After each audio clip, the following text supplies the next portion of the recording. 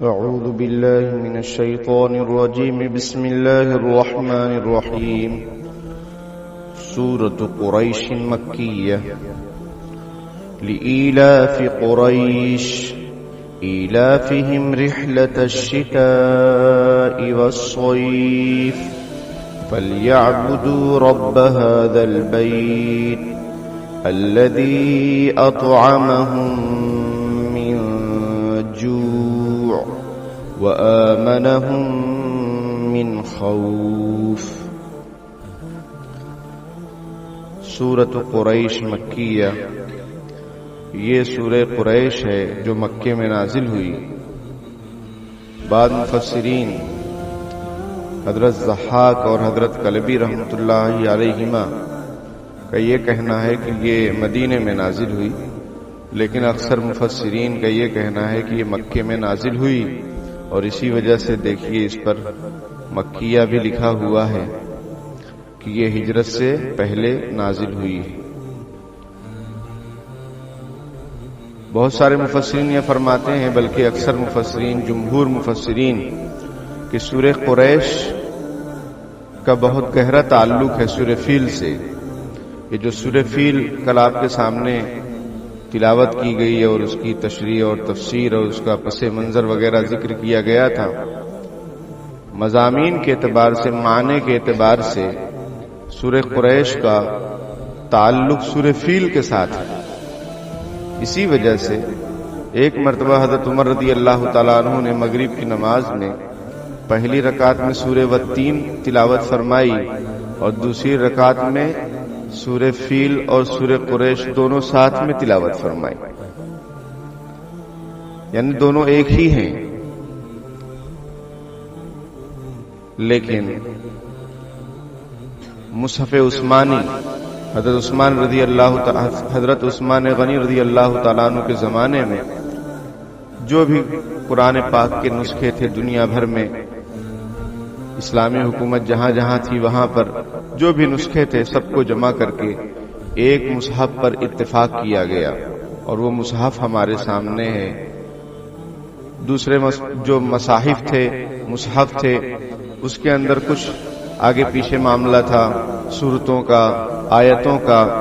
حضرت عثمان رضی اللہ تعالیٰ عنہ نے تمام صحابہ کرام کی موجودگی میں تلاوت کے اعتبار سے، ترتیب کے اعتبار سے ایک مصحف کو جمع کیا اور مرتب کیا، قرآن پاک، ایک قرآن پاک، تاکہ وہ وہی چلے پوری دنیا میں۔ الگ الگ تھوڑا بہت رہے گا اختلاف تو اس سے تو پھر اختلاف بڑھتا ہی جائے گا، اور دشمنان اسلام کو بھی بولنے کا موقع ملے گا کہ یہاں یہ ہے وہاں وہ ہے۔ تو اس لیے حضرت عثمان رضی اللہ تعالیٰ عنہ کا جو مصحف ہے اس میں سورہ فیل الگ ہے اور سورہ قریش الگ ہے، ایک ساتھ نہیں ہے، کیونکہ بسم اللہ بیچ میں یہاں لکھی گئی ہے، اور بسم اللہ کا مطلب ہی یہ ہوتا ہے کہ یہ سورت مکمل ہو گئی، اب دوسری سورت شروع ہو رہی ہے۔ کیونکہ حضرت نبی اکرم صلی اللہ علیہ وسلم پر جب قرآن نازل ہوتا تھا اور جب بسم اللہ نازل ہوتی تو آپ صلی اللہ علیہ وسلم سمجھ جاتے، بسم اللہ کے ساتھ جب مضامین آتے آپ سمجھ جاتے کہ اب یہ نئی سورت شروع ہو رہی ہے۔ معنوی اعتبار سے کیا تعلق ہے؟ معنی کے اعتبار سے یہ تعلق ہے کہ اللہ رب العزت نے بغیر خون خرابے کے ہی ایک قطرہ خون گرا نہیں، اور مکے والوں نے فتح حاصل کر لی ابرہہ کے لشکر پر۔ سمجھ میں آئی بات؟ مکے والوں نے کوئی مقابلہ نہیں کیا اور ابرہہ کا لشکر نیست و نابود ہو گیا، تو پوری دنیا میں مکے والوں کی ایک شان ہو گئی، ایک پہچان ہو گئی، ان کی عظمت، ان کا احترام لوگوں کے دلوں میں چھا گیا کہ یار یہ لوگ تو بڑے درباری لوگ ہیں اور بڑے جو ہے عظمت والے، احترام والے لوگ ہیں، کہ اللہ نے بغیر خون بہائے ہی ان کو فتح نصیب فرما دی 60,000 کے لشکر کے مقابلے میں۔ تو اب پھر کیا ہونے لگا؟ پھر ان کی عزت ہونے لگی۔ پہلے بھی عزت تھی، چونکہ یہ لوگ مکے کے متولی حضرات تھے، اس لیے لوگوں کے دلوں میں ان کا بڑا مقام تھا کہ یہ لوگ تو کعبہ شریف کی خدمت کرتے ہیں، حاجیوں کی خدمت کرتے ہیں اور کعبہ شریف کی دیکھ ریکھ کرتے ہیں، تو بڑا مقام تھا ان کا۔ اس کو سورہ قریش کیوں کہا جاتا ہے؟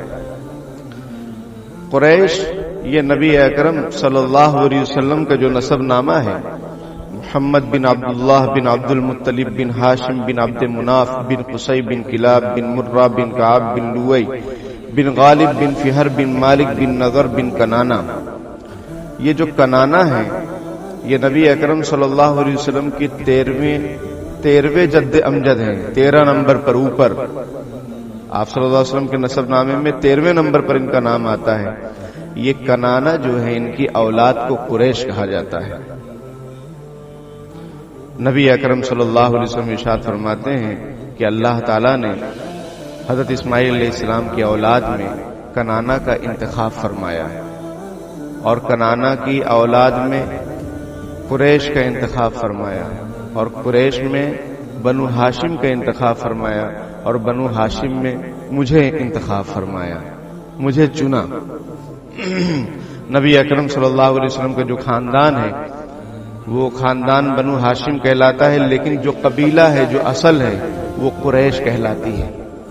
اسی وجہ سے مفسرین فرماتے ہیں کہ قریشیوں میں بڑے بڑے مطلب نبی اکرم صلی اللہ علیہ وسلم تو ہے ہی، لیکن بڑے بڑے صحابہ اور بڑے بڑے اولیاء اکرام قریشی ہوئے ہیں، کیونکہ اللہ پاک ان کے اندر بہت ساری خوبیوں کو رکھتا ہے، بہت سارے کمالات کو رکھتا ہے۔ ایک روایت میں ہے کہ لوگ اچھائی اور برائی میں قریش کے تابع ہیں، قریش کے تابع ہیں، اچھائی اور برائی میں، اچھائی کریں گے تو بھی قریش کے تابع ہیں، برائی کریں گے تو بھی قریش کے تابع ہیں۔ آج بھی اگر یہ دیکھا جائے، بلکہ حضرت مولانا عمر صاحب پالنپوری رحمۃ اللہ علیہ فرماتے تھے کہ ہم لوگ تو دھکا گاڑی ہیں، اصل پیٹرول والی جو گاڑی ہے وہ تو عرب ہے، عرب اگر حرکت میں آ جائیں اور پورے دین پر قائم ہو جائیں تو پوری دنیا میں اسلام کا غلبہ خود بخود ہو جائے گا، لیکن وہ چونکہ سیدھے راستے سے ہٹتے جا رہے ہیں، مغربی تہذیب اور ویسٹرن کلچر کو اپناتے جا رہے ہیں۔ آپ نے سنا ہوگا، دیکھا ہوگا، جدہ کے اندر اور مدینے کے قریب طرح طرح کے سینما ہال اور ڈانس بار وغیرہ وہاں قائم کیے جا رہے ہیں۔ یہ ان کی ہلاکت کی نشانی ہے، کیونکہ حدیث شریف میں ہے وَيْلٌ لِلْعَرَبِ مِنْ شَرٍّ قَدِ اقْتَرَبَ، عرب کے لیے ہلاکت ہو، کیوں؟ اس برائی کی وجہ سے جو ان کے اندر بہت جلدی داخل ہو جائے گی، اور وہ کیا ہے؟ وہ بے حیائی ہے اور شاعر اسلام کی بے ادبی ہے، تو پھر اللہ تعالیٰ کی پکڑ بھی آتی ہے۔ بہرحال تو اس کو سورہ قریش اس وجہ سے کہتے ہیں کہ اس میں مکے والوں کے قافلوں کا ذکر ہے، اور قریش کو قریش کیوں کہتے ہیں؟ قریش کا کیا معنی ہے؟ قریش بنا ہے تقرش سے، اس کا معنی ہوتا ہے جمع کرنا۔ نبی اکرم صلی اللہ علیہ وسلم کے جد امجد میں، یعنی اوپر دادا پردادا لکڑ دادا میں قصی ہیں، قصی محمد بن عبداللہ بن ہاشم بن عبد مناف بن قصی۔ یہ جو قصی ہیں انہوں نے کیا کیا کہ جو قریش ادھر ادھر آباد تھے مکے کے علاوہ، انہوں نے سب کو لا کر مکے میں حرم شریف کے حرم کے اندر جمع کر دیا۔ حرم ایک علاقہ ہے پورا، میرے خیال سے 3-4 کلومیٹر یا 5 کلومیٹر کی رینج کا جو کعبہ کے علاوہ جو علاقہ ہے اس کو حرم مکہ کہا جاتا ہے۔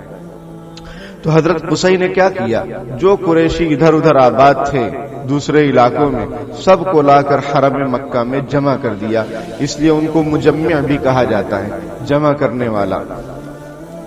تو اس وجہ سے اس قبیلے کا نام قریش پڑا کہ سب جمع ہو گئے۔ حضرت عبداللہ ابن عباس رضی اللہ تعالی عنہما کی ایک روایت ہے جس کو شاہ عبدالعزیز محدث دہلوی رحمۃ اللہ علیہ نے اپنی تفسیر میں ذکر فرمایا ہے کہ حضرت عبداللہ ابن عباس فرماتے ہیں کہ قریش کو قریش اس لیے کہا جاتا ہے کہ سمندری جانوروں میں ایک جانور ہے جس کا نام قریش ہے، اور وہ تمام جانوروں پر غالب رہتا ہے، تمام جانوروں پر اس کی حکومت رہتی ہے۔ چونکہ قریش بھی پورے مکے میں سب پر غالب تھے اور ان کا بڑا دبدبا تھا، اس لیے ان کو قریش کہا جاتا ہے۔ چونکہ مکے کے جو باشندے تھے وہاں کوئی ہریالی نہیں. اب تو آپ جائیں گے، اللہ تعالیٰ آپ کو لے جائے سب کو عافیت کے ساتھ مکہ مدینہ دکھائے، تو آپ دیکھیں گے جگہ جگہ جو ہے وہ کھیتی کر رہے ہیں، وہ زمین کو قابل کاشت اور ہریالی والی بنا رہے ہیں، گھاس وہاں لگا رہے ہیں. پہلے ایسا نہیں تھا، ابھی بھی بہت ساری جگہوں پر ایسا نہیں ہے. کیونکہ آپ قرآن کا اگر مطالعہ کریں تو آپ 13ویں پارے میں پڑھیں گے انشاءاللہ کہ اس میں یہ بات ہے رب کہ حضرت ابراہیم علیہ السلام نے جب حضرت ہاجرہ رضی اللہ تعالیٰ عنہ اور ننھے اسماعیل کو خانہ کعبہ کے پاس چھوڑا تھا تو ایک دعا کی تھی، ربنا انی اسکنت من ذریتی بواد غیر ذی زرع عند بیتک المحرم، کہ اے اللہ میں نے اپنی اولاد کو یہاں بسایا ہے اور یہ ایسی جگہ ہے کہ یہاں کوئی ہریالی نہیں ہے. وہ آپ کو معلوم ہوگا کہ صرف وہی 2 لوگ تھے، وہ چھوٹا سا ننھا سا بچہ حضرت اسماعیل علیہ السلام اور حضرت ہاجرہ. پانی وانی بھی کچھ بھی نہیں تھا. وہ تو حضرت اسماعیل علیہ السلام کی طلب اور ان کی پیاس کی وجہ سے حضرت جبرائیل علیہ السلام آئے اور اپنے پر کے ذریعے سے وہاں پانی کو جاری فرمایا. وہ جو مشہور ہے کہ حضرت اسماعیل علیہ السلام کی ایڑی سے رگڑ سے زمزم پیدا ہو گیا، یہ صحیح نہیں ہے، یہ غلط بات. حضرت جبرائیل علیہ السلام کے ذریعے سے زمزم کا پانی جاری ہوا تھا. تو وہاں پر ایک لفظ ہے، کیا لفظ ہے؟ بواد غیر ذی زرع، کہ یہ ایسی وادی ہے کہ یہاں کوئی کھیتی ہوتی نہیں ہوتی ہے. تو اب یہ جو مکے والے تھے ان کے یہاں کوئی ہریالی نہیں، کوئی کاشت نہیں، کوئی پیداوار نہیں. وہ اونٹوں کو اس لیے پالتے تھے کہ اونٹ ایسا جانور ہے کہ وہ ہریالی کا زیادہ ٹینشن نہیں ہے اس کو. وہ جنگلی اگر جھاڑ وغیرہ ہوں گے اس کو بھی کھا کر وہ زندگی گزار لیتا ہے، اور وہ جو ہے پانی بھی پی لیتا ہے، ہفتوں اور مہینوں کا پانی اسٹور کر لیتا ہے. اس لیے رمضان میں یہ لطیفہ بھی چلتا ہے کہ بہت زیادہ پانی پی کر آپ اپنی پیاس کو روک نہیں سکتے. یہ خاصیت اونٹ میں ہے، آپ کے اندر وہ خاصیت نہیں ہے کہ آپ پانی پی لیں وہ پانی سارا جمع رہے گا. وہ اونٹ کے اندر خاصیت ہے.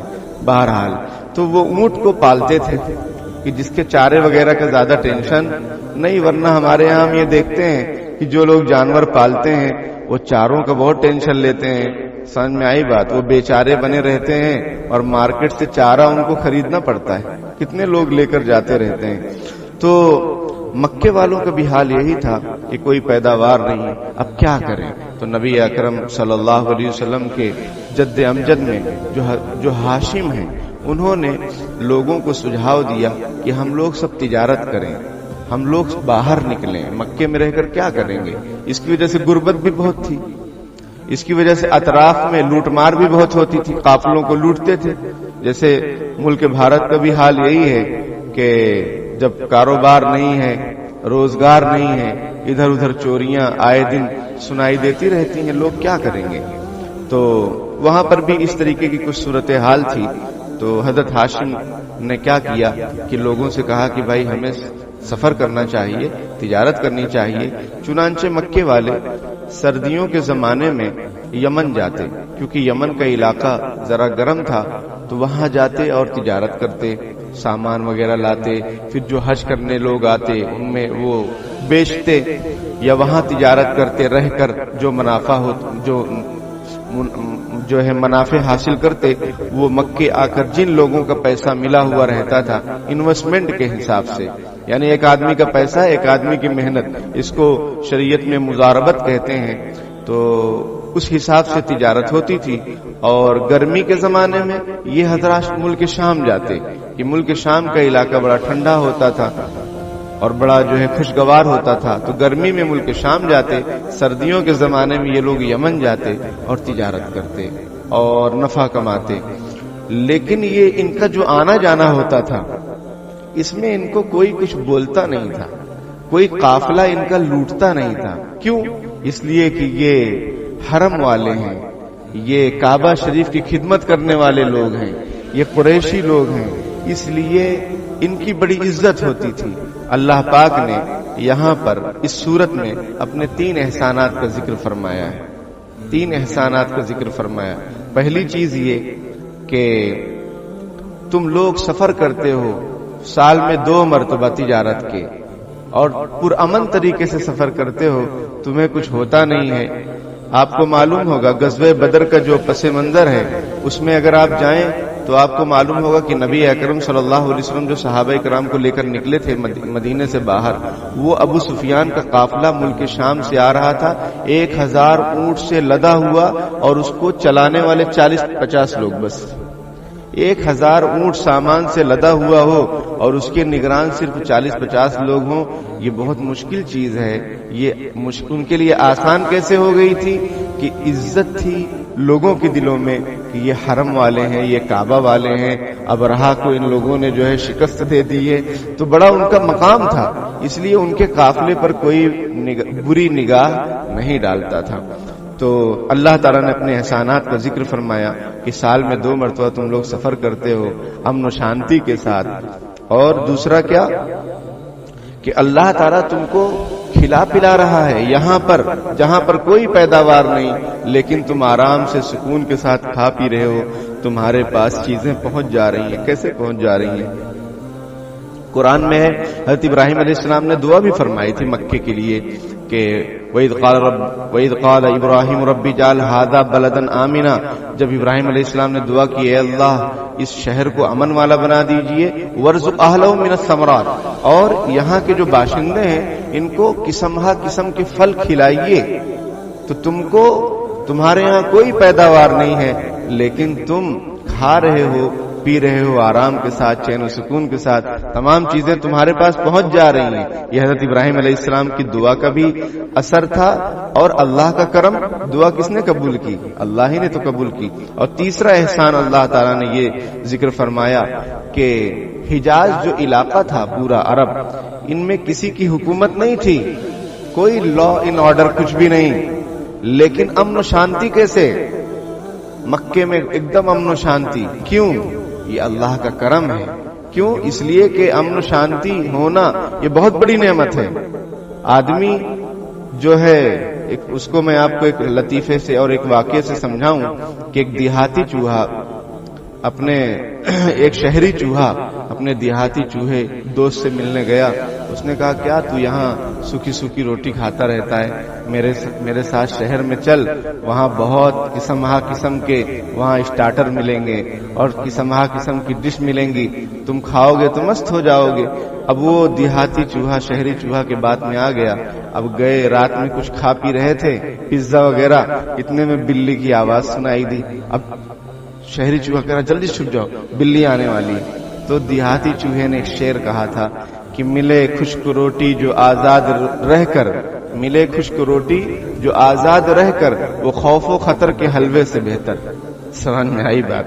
تو یہاں اللہ پاک نے تم کو جو امن و شانتی دی ہے یہ بہت بڑا کمال ہے، بغیر کسی حکومت کے، کیونکہ ایسے عجیب لوگ تھے عرب کہ ان پر کوئی حکومت کرنا بھی نہیں چاہتا تھا۔ ایک بات یہ بھی ہے، اور دوسری بات یہ کہ حکومت نہ ہونے کے باوجود اتنا جو ہے مکے کے اندر، حرم کے اندر اتنا چین و سکون۔ وہ حضرت ابراہیم علیہ السلام کی دعا، وہ دیکھتے تھے اگر اپنے باپ کے قاتل کو بھی اگر حرم میں دیکھ لیتے تھے اس کو کچھ نہیں بولتے تھے، کیونکہ وہ حرم میں ہے، باہر نکلے گا پھر اس سے مقابلہ کریں گے۔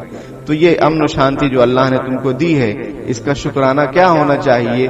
یہ ہونا چاہیے کہ فَلْيَعْبُدُوا رَبَّ هَٰذَا الْبَيْتِ، کہ تم یہ جو گھر ہے جس کی وجہ سے تمہیں بڑا مقام مل رہا ہے پورے ملک میں، تمہارے قافلے چین و سکون کے ساتھ ہیں، اور تمہیں روزی مل رہی ہے اور تمہیں امن و شانتی مل رہی ہے، یہ گھر والا جو ہے رب البیت جو ہے اس کی عبادت تم کو کرنی چاہیے،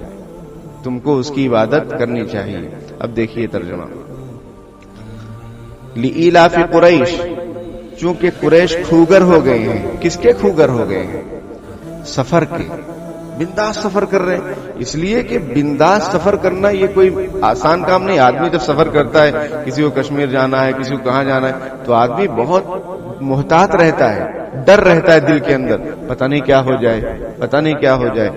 لِإِيلَافِ قُرَيْشٍ، چونکہ قریش کھوگر ہو گئے ہیں، إِيلَافِهِمْ رِحْلَةَ الشِّتَاءِ وَالصَّيْفِ، یعنی جاڑے اور گرمی کے سفر کے کھوگر ہو گئے ہیں۔ سردی کے سفر اور گرمی کے سفر کے یہ لوگ کھوگر ہو گئے ہیں، دو بڑے بڑے سفر کر رہے ہیں۔ بلکہ مفسرین نے لکھا کہ یمن، اسی طریقے سے یمن اور تبال یہ جو علاقے تھے یہاں پیداوار بہت ہوتی تھی، تو ان لوگوں نے کیا کیا، جدہ کے اندر مارکیٹ لگانا شروع کر دیے. تو یہ مکے والوں کے لیے اور آسانی ہو گئی کہ وہ جدہ جا کر خرید لیتے، ان کو زیادہ سفر کرنے کی بھی ضرورت نہیں رہتی تھی. ایسا بھی اللہ تعالیٰ نے ان کو نوازا. ایلافہم رحلۃ الشتاء والصیف، یعنی سردی اور گرمی کے سفر کے خوگر ہو گئے ہیں. سردی کے زمانے میں یہ لوگ کہاں جاتے، یمن جاتے، اور گرمی کے زمانے میں کہاں جاتے، شام جاتے، کیونکہ وہاں علاقہ ٹھنڈا ہوتا تھا. فَلْيَعْبُدُوا رَبَّ هَذَا الْبَيْتِ، تو اس نعمت کے شکریہ میں ان کو چاہیے تھا اس خانہ کعبہ کے مالک کی عبادت کریں. الَّذِي أَطْعَمَهُم مِّن جُوع، جس نے ان کو بھوک میں کھانے کو دیا، وَآمَنَهُم مِّن خَوْف، اور خوف سے ان کو امن دیا. تو یہ نعمتیں اللہ تعالیٰ نے عطا فرمائی، اس کا شکرانہ یہ ہونا چاہیے تھا کہ جو بھی قریش کے لوگ ہیں وہ سب نبی اکرم صلی اللہ علیہ وسلم پر ایمان لائیں. جو بھی مکے والے لوگ ہیں وہ ایمان لائیں. قرآن کہتا ہے اولم یروا انا جعلنا حرما آمنا ویتخطف الناس من حولهم، کیا لوگ یہ دیکھتے نہیں کہ اللہ نے حرم کو امن والا بنایا ہے، اور حرم کے ارد گرد جو علاقے ہیں وہاں خوب لوٹ کھسوٹ ہوتی ہے، لیکن حرم میں امن و شانتی ہے. تو یہ لوگ دیکھتے نہیں ہیں مکے والے، یہ ایمان کیوں نہیں لا رہے ہیں؟ یہ قرآن میں دوسری جگہ ذکر ہے. نبی اس سے ہمیں کیا سبق ملتا ہے؟ اس سے ہمیں یہ سبق ملتا ہے کہ جب اللہ تعالیٰ دین کی نسبت سے کسی کو نوازیں، ایمان کی نسبت سے کسی کو نوازیں، تو اس کو چاہیے کہ وہ اپنی عبادات میں اضافہ کرے. نعمتوں کے ذریعے سے جب اللہ نوازیں تو اس کو چاہیے کہ وہ اللہ کا خوب شکریہ ادا کرے. حدیث شریف میں، بخاری شریف میں روایت ہے کہ نبی اکرم صلی اللہ علیہ وسلم رات رات بھر نفل نماز پڑھتے، تہجد پڑھتے. حضرت عائشہ رضی اللہ تعالیٰ عنہا اور بھی صحابہ کرام کہتے تھے، اے اللہ کے رسول، اللہ نے تو آپ کے سارے گناہ معاف فرما دیے ہیں، اگلے پچھلے سارے گناہ معاف فرما دیا، آپ کو تو کوئی ٹینشن ہے نہیں، پھر آپ اتنا کیوں مشقت برداشت کرتے ہیں؟ تو نبی اکرم صلی اللہ علیہ وسلم جواب میں ارشاد فرماتے، افلا اکون عبدا شکورا، کیا میں اللہ کا شکر گزار بندہ نہ بنوں؟ جب اللہ نے مجھ پر اتنا کرم فرمایا ہے تو میری بھی تو ذمہ داری بنتی ہے کہ میں بھی اللہ کا خوب شکریہ ادا کروں، خوب عبادت کروں، اس کو خوب راضی کروں اور گناہوں سے اپنے آپ کو بچاؤں. حضور کا تو گناہ کوئی مسئلہ نہیں تھا، لیکن یہ ہمارے لیے کہ جب اللہ نے ہمیں بہت ساری نعمتوں میں ڈھانپ رکھا ہے تو اس کا شکریہ کا تقاضا یہ ہے کہ ہم اللہ کی خوب عبادت کریں اور گناہوں سے اپنے آپ کو بچائیں. حدیث شریف میں ہے نبی اکرم صلی اللہ علیہ وسلم نے ارشاد فرمایا کہ جو کوئی بندہ صبح اس طرح کرے کہ وہ اپنے جسم کے اعتبار سے امن و امان میں ہو اور روزی کے اعتبار سے امن و امان میں ہو، یعنی ایک دن کی روزی اس کے پاس موجود ہے اور جسم میں کوئی بیماری بھی نہیں ہے اور ماحول ایک دم پر امن ہے، حدیث شریف میں، تو اس کو چاہیے، اس کو خوش ہونا چاہیے اور دنیا کی ساری نعمتیں گویا اس کے پاس موجود ہیں. تو ہم لوگ غور کریں کہ ہماری صبح جو ہوتی ہے جسمانی اعتبار سے ہم صحت مند ہیں، رزق کا سامان سب ایک دن کا نہیں، ایک مہینے کا بلکہ سالوں کا ہمارے گھروں میں موجود ہے، اللہ تعالیٰ کا شکر ہے. تو ہمیں یہ سوچنا چاہیے کہ اللہ تعالیٰ نے بہت ساری خوبیوں سے ہم کو نواز رکھا ہے. اب اس کا تقاضا یہ ہے کہ ہم اللہ کی خوب عبادت کریں اور اس کا شکریہ ادا کریں، اس کی رضامندی والے کاموں میں لگیں اور ناراضگی والے کاموں سے اپنے آپ کو بچائیں. اللہ تعالیٰ عمل کرنے کی توفیق عطا فرمائے. وآخر دعوانا الحمدللہ رب العالمین.